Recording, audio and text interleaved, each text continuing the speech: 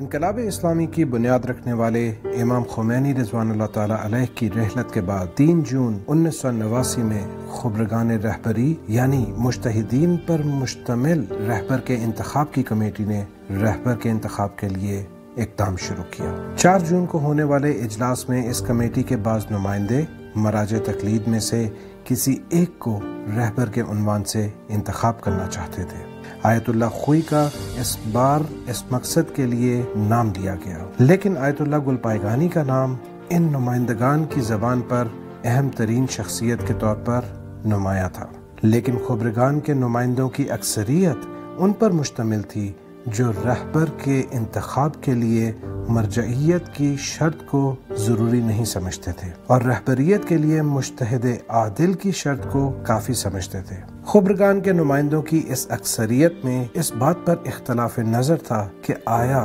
رہبریت کا عہدہ ایک شخص کے پاس ہونا چاہیے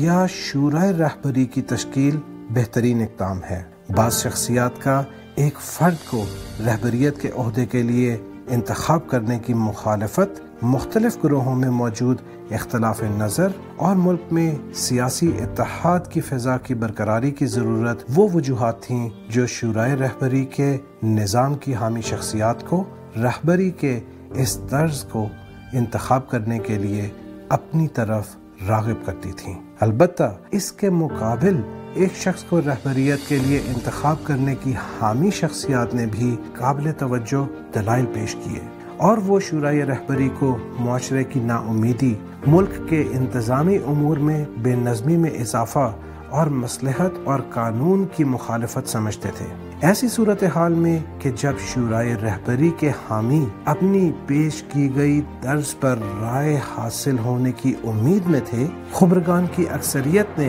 رہبریت شخصی کے لیے اپنی رائے دی۔ یہ وہ مقام تھا کہ جہاں شخصی اور شورائی رہبری کے انتخاب کے لیے دیے گئے بیشتر مشوروں کو مد نظر رکھتے ہوئے خبرگان کی طرف سے اپنا فیصلہ صادر کیا گیا۔ بعض شخصیات کی طرف سے اور بالخصوص امام خمینی رضوان اللہ تعالیٰ علیہ کی طرف سے آیت اللہ خامنائی جیسے افراد کی تائید کی گواہی نے ان شکوک و شبہات کو بھی